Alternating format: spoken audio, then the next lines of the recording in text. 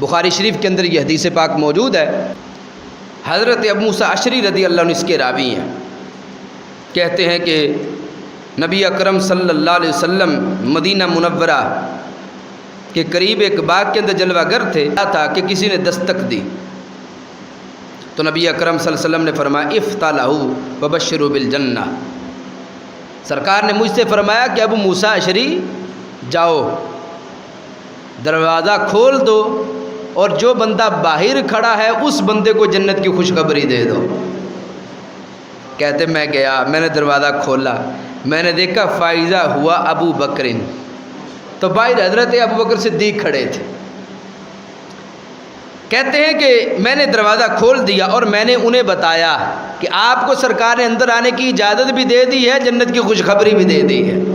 اے صدیق اکبر رضی اللہ تعالیٰ عنہ نے اس پر اللہ کا شکر ادا کیا، اور کہتے ہیں کہ پھر اس کے بعد ایک بندہ آ گیا، اس سے پھر دروازہ نوک کیا تو رسول پاک علیہ السلام نے فرمایا کہ اٹھو، اس کے لیے دروازہ بھی کھول دو، اسے جنت کی خوشخبری بھی دے دو۔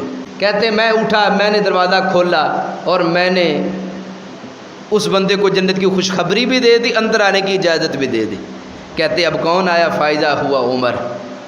دوسرے نمبر پر حضرت عمر فاروق رضی اللہ تعالیٰ عنہ تشریف لائے۔ کہتے ہیں کہ میں نے ان سے کہا اے عمر، رسول پاک صلی اللہ علیہ وسلم آپ کو اجازت بھی دے رہے اندر آنے کی اور جنت کی خوشخبری بھی دے رہے۔ فحمد اللہ، تو حضرت عمر رضی اللہ تعالیٰ عنہ نے بھی اللہ کی حمد کو بیان کیا۔ کہتے پھر تیسرے نمبر پر پھر کسی نے دروازہ کھٹکھٹایا تو رسول پاک صلی اللہ علیہ وسلم نے مجھے فرمایا جاؤ دروازہ کھول دو، جو بندہ باہر کھڑا ہے اس کو اندر آنے کی اجازت بھی دے دو، جنت کی خوشخبری بھی دے دو۔ اور تیسری بات ایک اور بھی کہی، سرکار نے فرمایا اس سے یہ بھی کہنا کہ ایک مصیبت آئے گی تجھ پر، مصیبت آئے گی تجھ پر، اس پہ صبر کرنا۔ تو حضرت ابو موسیٰ اشعری کہتے ہیں میں نے جب دروازہ کھولا تو باہر حضرت عثمان غنی رضی اللہ عنہ کھڑے تھے۔ میں نے انہیں کہا سرکار اندر آنے کی اجازت بھی دیتے ہیں، جنت کی خوشخبری بھی دیتے ہیں، اور ایک آزمائش کا تذکرہ بھی فرماتے کہ ایک آزمائش تم پہ آئے گی۔ تو حضرت عثمان غنی رضی اللہ عنہ نے سن کر اللہ کا شکر ادا کیا اور کہا اللہ میرا مددگار ہے۔ اب یہ اس حدیث پاک سے جو بخاری شریف کے اندر ہے کتنے مسئلے ظاہر ہوتے ہیں، فضیلت کا مسئلہ، ترتیب خلافت کا مسئلہ، اور پھر ان تینوں کے جنتی ہونے کا مسئلہ، اور یہ ہے کہ ہمارے آقا علیہ الصلوۃ والسلام کے علم غیب کا مسئلہ کہ حضرت موسیٰ اشعری رضی اللہ عنہ کو نہیں پتا تھا کہ باہر کون کھڑا ہے، سرکار جانتے تھے کہ کون کھڑا ہے، اور دنیا میں اس کا مقام بھی جانتے تھے اور جنت میں اس کا درجہ بھی جانتے تھے۔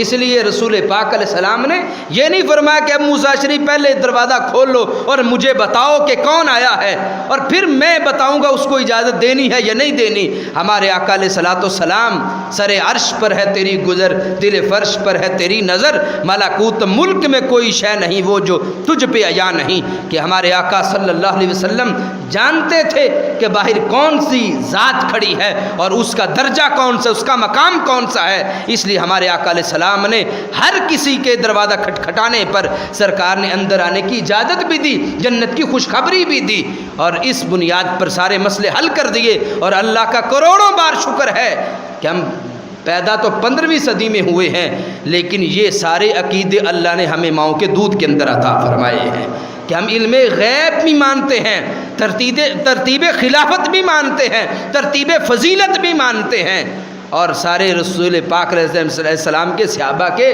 جنتی ہونے کا عقیدہ بھی مانتے ہیں۔